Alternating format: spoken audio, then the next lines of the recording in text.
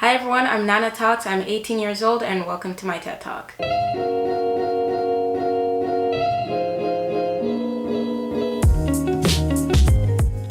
So I was born near Montreal, which is considered one of the most diverse cities in Quebec, but I ended up being born in the greater metropolitan area, which is not as diverse. So I grew up in a family of 2 kids, me and my older brother, who I always looked up to and loved to do the things he was doing, loved to play the games he was playing, which made me grow up into being what people would call nowadays a tomboy. So I went to 2 primary schools growing up. One I don't remember. It was 3 years. I was super young.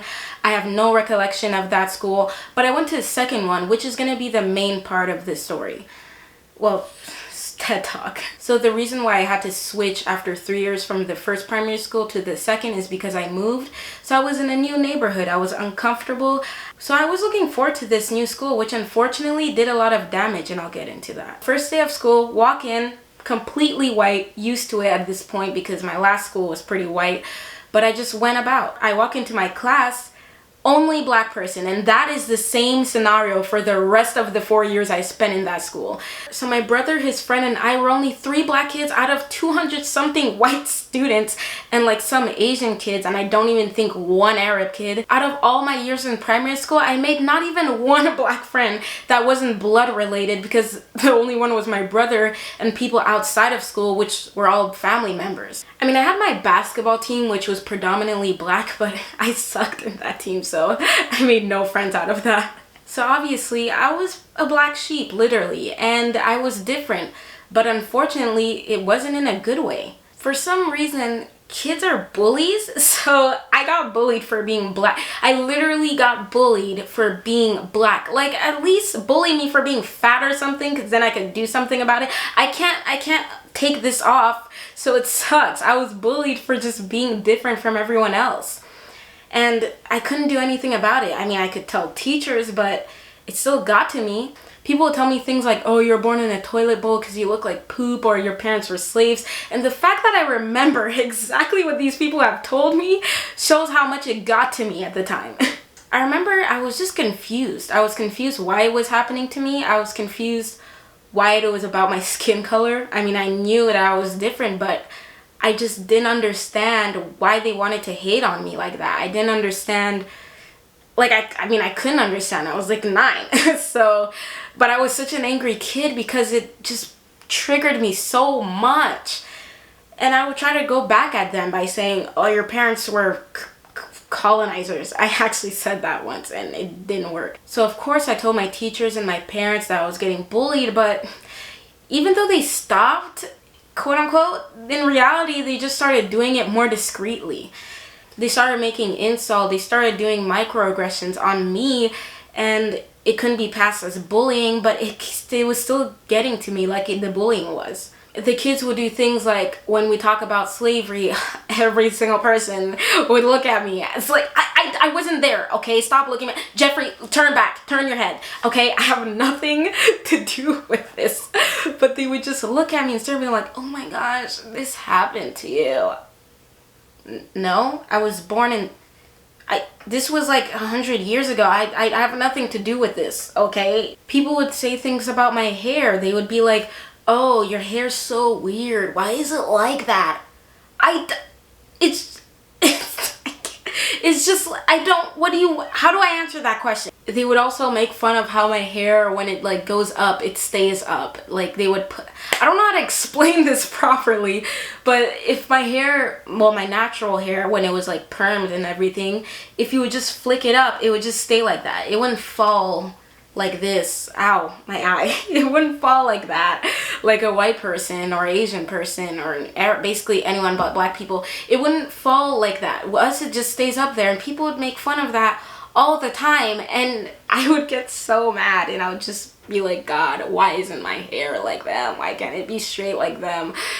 And I just admired them because of all these negative things happening to me because I was black. Also, other things kids would do to me is say obviously racist jokes, but say, no, it's just a joke, it's just a prank, bro. No, it's not a joke. You said the N-word. How is that a joke?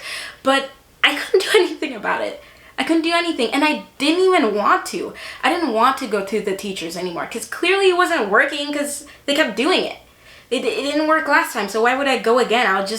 They would just make fun of me for it. I remember I would bring African foods to school like fufu and sombe, and the kids would look at my food and be like, "Oh, your food looks so gross and weird." And I know kids are immature, but if you're not raising your kid to know how to treat other kids properly, this is what it's gonna do to them. It made me I hated bringing African food to school because I knew they would say something about it. I remember one time I accidentally dropped my food on the floor and people laughed at me and made fun of the way my food looked. It was beans. You don't know what beans. So then I was just starting to eat the cafeteria food, which didn't suck. It was better than high school. It was pretty good. But I loved my African food. But I was scared to bring it. I was scared to show people my food, and I would just hide it like this because I didn't want anyone to make fun of it and make fun of me and my African roots. As I said earlier, I grew up as a tomboy. I don't know why it's labeled like that. I just like guy things. It doesn't mean anything. But because I was a tomboy, the girls didn't like me. Like, they didn't. You know when you could tell someone doesn't want to be your friend, like your acquaintances, but you can never be more than acquaintances, even though you're trying so hard like I was at the time? That was the relationship I was having with every single girl in my primary school, except like 3 or 4 out of like 12. So, but when I look back at it, sometimes I think to myself, maybe my blackness had to do with it. Maybe because I could literally not relate to them in a way because of my skin color, made them not really find interest in me. Now that I told you all the bullying, all the microaggressions, all the discrimination I faced in primary school, all those 4 years, what do you think that did? It builds up. It builds up negativity. It made me subconsciously associate negativity with my blackness. Anything to do with me being who I was, who I am, I considered it bad and didn't want anything to do with it. So because I associated negativity with my blackness, by default, I wanted to be them. I wanted to be white.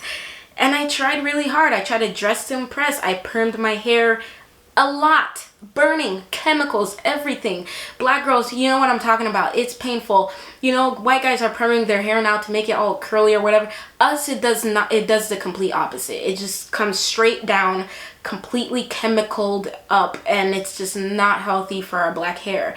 But I wanted to do that. I wanted my mom to do it all the time. I was like, "Mom, perm my hair, perm my hair, perm," because I wanted my hair to be like them so bad. I wanted to find ways to get myself closer to their whiteness. I also forgot to mention that I used to be obsessed with High School Musical. Absolutely obsessed. Maybe some of you can relate. But oh my gosh, Zac Efron at the time, who, when I look back at it now, I'm like, what? And I remember, it's Gabriella. I can't believe I almost forgot. But Gabriella, I would look at her and I'll look at her singing. I remember exactly which scene it was and I could find it. But I would look at her and I'm like, oh my gosh, I want to have her skin. I want to be like her. I want to be perfect like her. And I told my mom. I remember telling her, she's like, why do you want to be like her? And I got triggered and I was like, no, you don't understand what I meant. No, she knew exactly what I meant.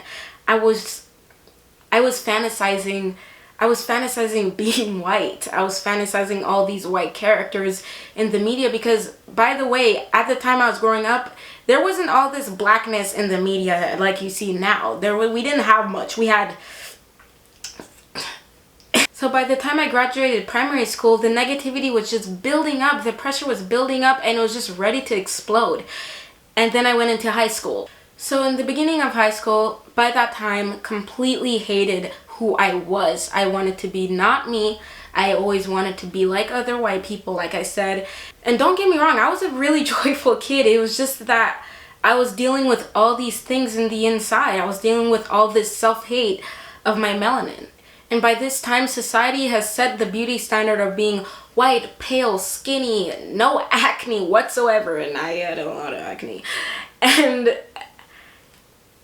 well, big booties kind of was starting at that time. But you get what I mean. It was pale. It was Not me. It was not black people. This was a time where we didn't have that many black characters, and when we did, they were pushing an agenda of black people being ratchet, ghetto, loud, criminals, and over-sexualized and whatever. It was never in the way it should have been, and it was just making us, it was downgrading our race even more and making me personally hate myself more, hate my skin more.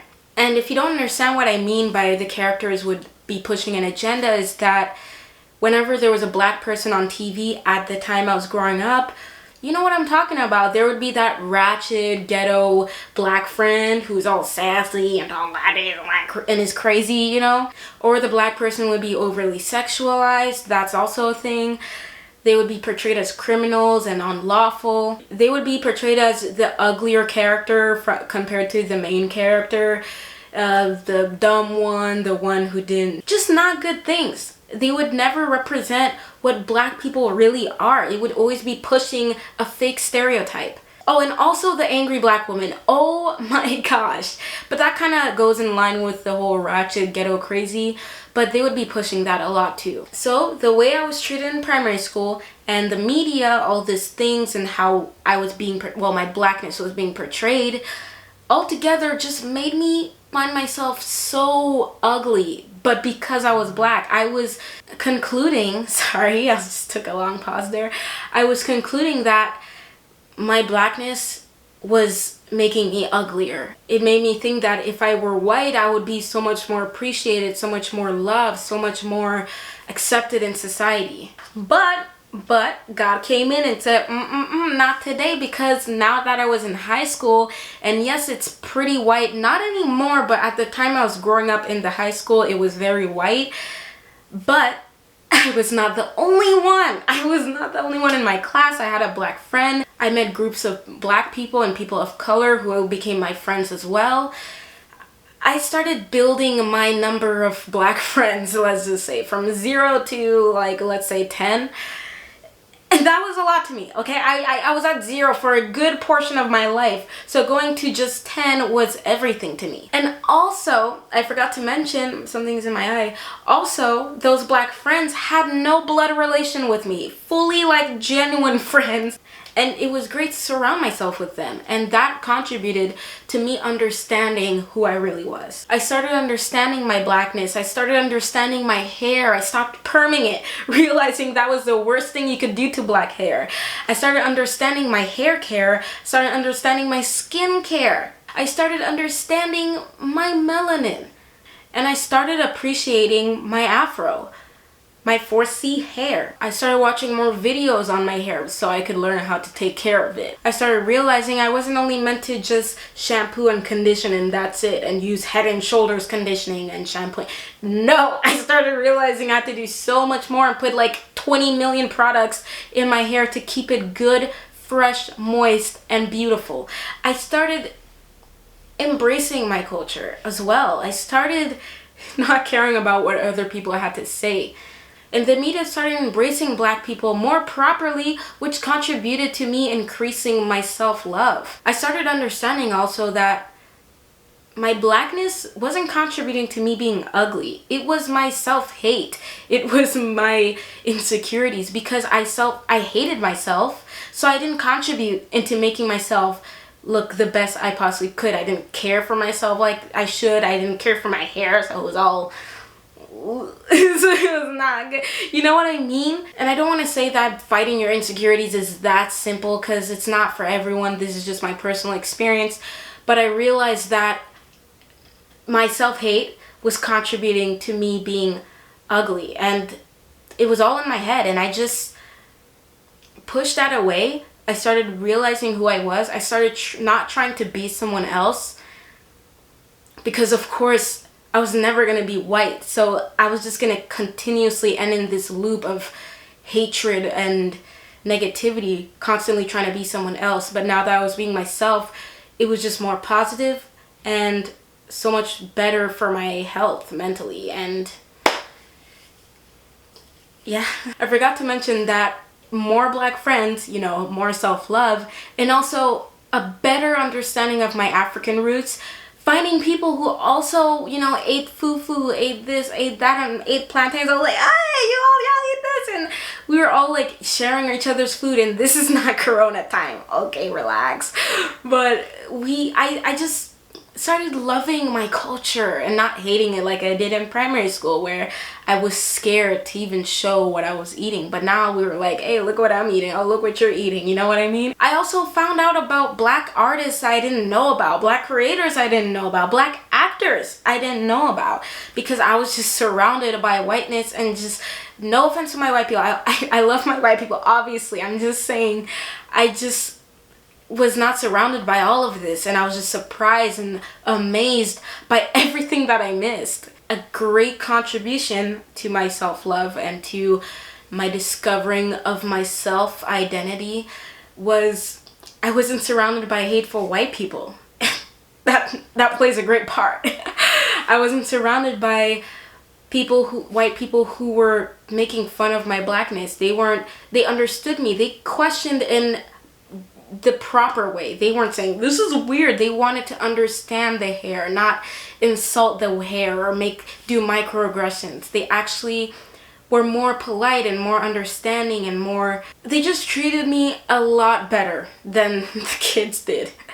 That's the difference. They treated me so much better. Of course, it wasn't all fun and games. I still experienced racism here and there, and I still experienced discrimination and microaggressions, but I didn't care. I didn't care because I knew who I was.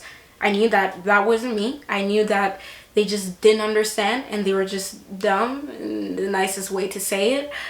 I didn't care because I knew who I was. I knew my blackness and I knew my race and my roots. So after all of that great positivity associated to my blackness now, by the time I left, I was just embracing my African roots whenever I could. I found different ways I could implement it into my lifestyle and just show my love for my blood and my race and my beginning. And graduated, went to CJEP, John Abbott College, and oh my gosh, the love was just immensely higher. Walk into the school, completely white. Oh my gosh, am I starting from scratch? No, because they are all loving and all understanding and all knowledgeable, mature, and just great people. I can't even think of a moment I experienced discrimination in a way. And I know there's some people who are there that could say otherwise, but personally, the fact that I did an entire year, I could say like 8 months or something because of Corona, but the fact that I can't remember experiencing a discrimination scenario or whatever just shows how much greater of an experience I'm having now. And we got a black student union, so even though it is a very white school, I can easily just walk in that room where the black student union is, so I can enjoy my very white school all while being surrounded by my roots. And it is a great college. It acknowledges our struggles, it acknowledges what we go through and police brutality and all of that. And honestly, I can't think of a better school I could have attended. And they just constantly search for so many ways they could support us, and they actually listen to our voices, which is just amazing. So to conclude my TED Talk, children are bullies. No, that's not the conclusion. To conclude, seriously, to conclude, don't let people decide what you are, because who you really are is so much greater. This is Nana Talks, and thanks for watching my TED Talk.